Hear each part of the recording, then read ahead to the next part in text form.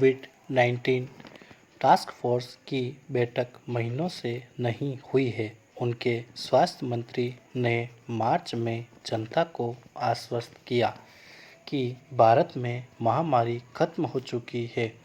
जनवरी के अंत में वर्ल्ड इकोनॉमिक फोरम के वर्चुअल सम्मेलन में मोदी ने कहा, भारत ने कोरोना पर प्रभावशाली तरीके से काबू करके मानवता को बड़े विनाश से बचा लिया है।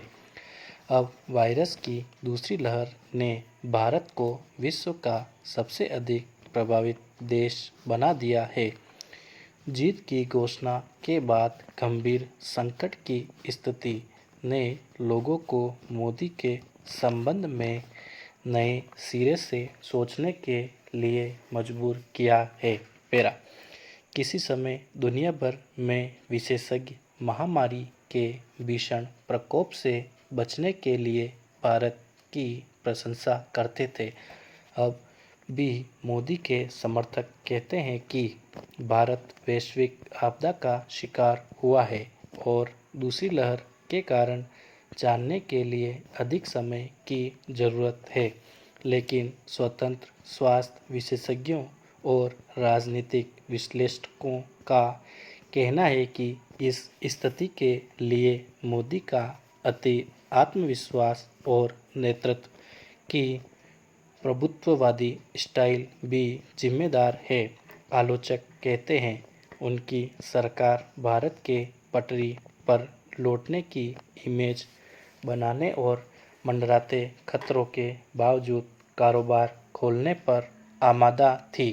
इस तरह की जानकारी रखने वाले कुछ लोगों ने बताया कि अधिकारियों ने वैज्ञानिकों की इन चेतावनियों को खारिज कर दिया कि भारत की आबादी खतरे के दायरे में है और बहुसंख्यक लोगों में प्रतिरोध की क्षमता पैदा नहीं हुई है।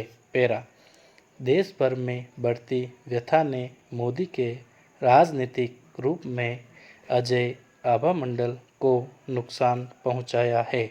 विपक्षी नेताओं ने हमले तेज किए हैं।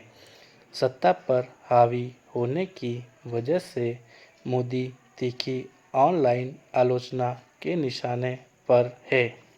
संसद के चुनाव 3 साल बाद हैं। उनकी सरकार से दल बदल के कोई संकेत नहीं है, इसलिए मोदी की सत्ता सुरक्षित लगती है। उनकी सरकार ने परेशान मरीजों को राहत पहुंचाने के प्रयास तेज किए हैं। फिर भी विश्लेषक कहते हैं, मोदी का दबदबा होने के कारण अधिक लोग उन्हें देश भर में बीमारी और मौतों के लिए व्यक्तिगत रूप से जिम्मेदार मानेंगे। पॉलिसी रिसर्च सेंटर नई दिल्ली के आसिम अली कहते हैं, अधिक दोष मोदी के शासन करने की शैली का है। मंत्रियों का चयन योग्यता की बजाय वफादारी को ध्यान में रखकर हुआ है। पारदर्शिता के मुकाबले गोपनीयता और इमेज बनाए रखने को प्राथमिकता मिलती है। भारत वैक्सीन का सबसे बड़ा निर्माता है, पर उसने अपने बचाव के लिए पर्याप्त डोज नहीं खरीदी है। संक्रमण बढ़ने के बीच मोदी ने भीड़ भरे आयोजनों को बढ़ावा दिया। विधानसभा चुनावों में मोदी और गृह मंत्री अमित शाह ने लगातार बड़ी रैलियां की है। विश्लेषक कहते हैं, मोदी ने विशेषज्ञों की बजाय सहयोगियों को प्राथमिकता दी है। गलतियां बताने पर अधिकारी आपे से बाहर हो जाते हैं। वैसे किसी अन्य नेता को भी चुनौतियां का सामना करना पड़ता।